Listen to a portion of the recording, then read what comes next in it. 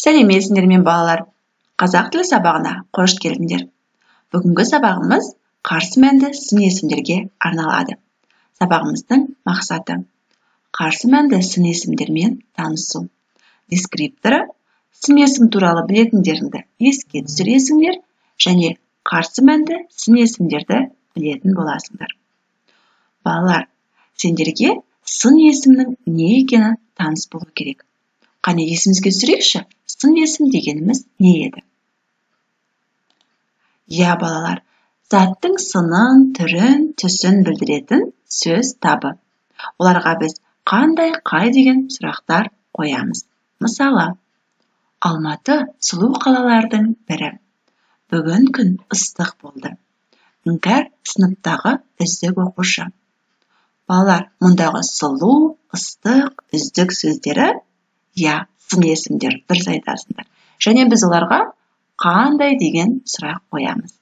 Жақсы балалар, енді жаңа сабағымызға көшейік.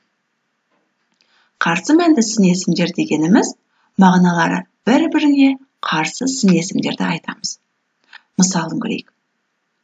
Балалар, мұнда сын есімдер берілген, қазір осы сын есімдерді бір-бірімен сәйкестендіруіміз керек. Я, балалар, бұлар мағынасы жағынан қарама қарсы сын есімдер. Қанекей, өздеріңді тексеріп көріңдер.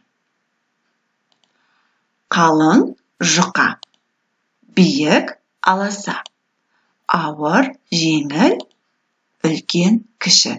Бәрекелді балалар. Міне, бұл сын есімдер мағыналары бір қарама қарсы. Жақсы, және бұлар қандай сын есімдер? Я, қарсы мәнді сын есімдер. Дұрыс айтасыңдар.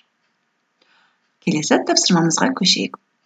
Балалар, мұнда сендерге сын есімдер берілген: қымбат, қою, қараңғы, жуан, сұйық, жіңішке, жарық, арзан.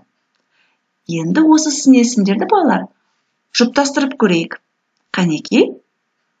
Жақсы, енді сендер жұмыстарыңды тексеріп көріңдер. Қымбат, арзан, қою, сұйық, қараңғы, жарық, жуан, жіңішке. Міне балалар, бұл сын есімдер бір-бірінің жұптарын тапты және бұлар қарсы мәнді сын есімдер. Балалар, келесі тапсырмаға назар аударамыз. Көп нүктенің орнына қарамен жазылған сөздерге қарсы мәнді сөздерді қойып жаз. Мінекей балалар. Жақсы көмек етеді. Я, жаман күліп кетеді. Дұрыс айтасыңдар. Ақылды мақтанса, істі тындырар. Ақымақ мақтанса, аяғын сындырар. Керемет балалар. Я, мұндағы жақсы, жаман, ақылды, ақымақ қандай сын есімдер? Я, қарсы мәнді сын есімдер. Жарайсыңдар балалар.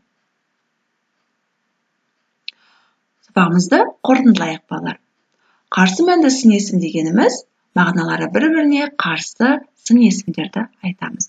Мысалыға, ақ, қара, үлкен, кіші, қалың, жұқа. Балалар, сендер де үйде сын есімдердің жұптарын тауып, қарсы мәнді сын есімдер табады деген ойдамын. Рахмет балалар, бүгінгі сабағымыз осымен аяқталды. Сау болыңдар.